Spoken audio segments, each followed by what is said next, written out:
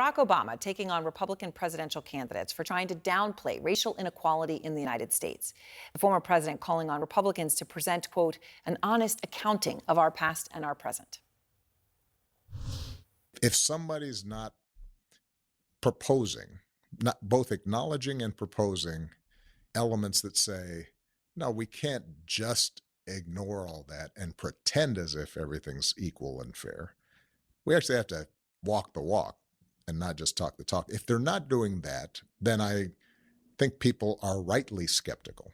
There may come a time where there's somebody in the Republican Party that is more serious about actually addressing some of the deep inequality that still exists in our society that tracks race and is a consequence of our racial history. And if that happens, I think that would be fantastic. I haven't yet seen it.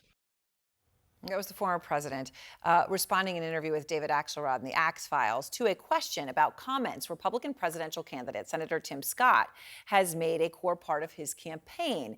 He said this on The View recently.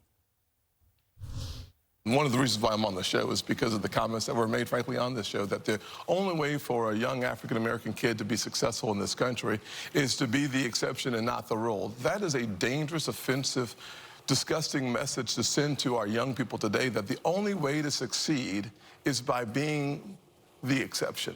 I will tell you that if my life is the exception, I can't imagine. But it is. But it's not, actually. All right, the conversation continued. So let's have it here now.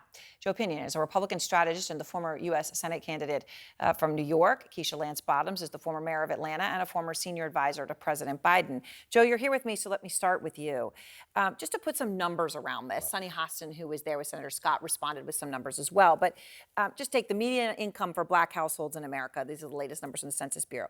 $48,000, just about. For white households, $74,000. Now, obviously, that's just one number, right? I'm not trying to answer everything with it. But while Senator Scott rightly celebrates his story, his background, are you comfortable saying that yesterday's exception is today's rule, or does the former president have a point?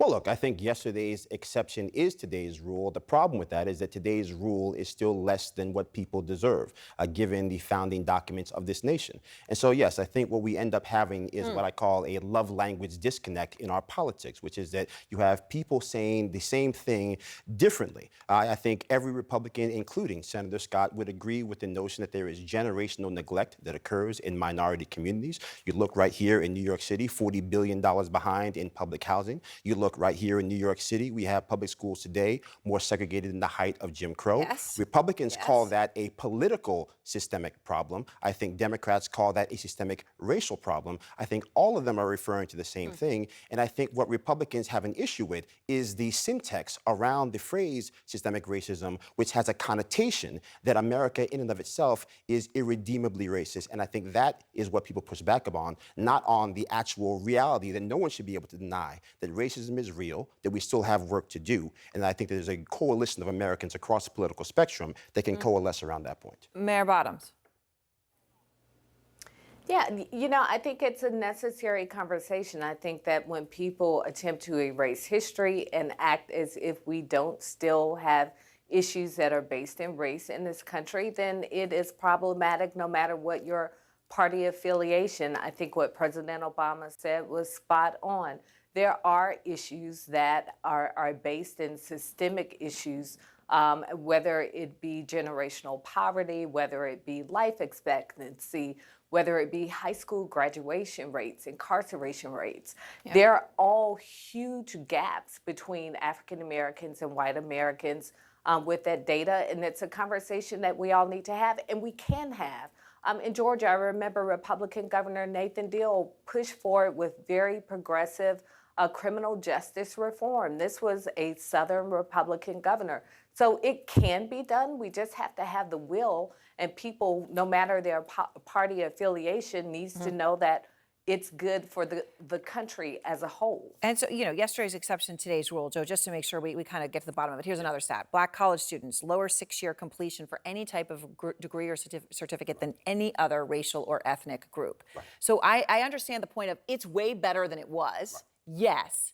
But yesterday's exception being today's rule, That doesn't seem fair either. Well, look, I think there is missing context from what Senator Scott is saying, and I think what ends up happening is that we layer our own prejudices on the words of others, particularly when we disagree with them politically. And so I would say, yes, we can talk about the fact that right there in Baltimore, we've got 23 different schools where not a single black child is proficient in math or reading. We can talk about the fact that all across this country, in Syracuse, New York, the epicenter for child poverty per capita in this country. So yes, we have real racial inequality in this country. I think, again, we're really dealing with party orthodoxy, where in the confines of a political election, we get comfort food from the masses, from both political parties that don't want to have a true reckoning with how their own policies and their own rhetoric prevents us from having a real conversation. Mayor Bottoms, I want to this point, just talk about what has happened, obviously, on the other side of the political spectrum, right? You heard Senator Scott and oversimplifying, I don't want to put words in your mouth, but perhaps oversimplifying how some Republicans may see it.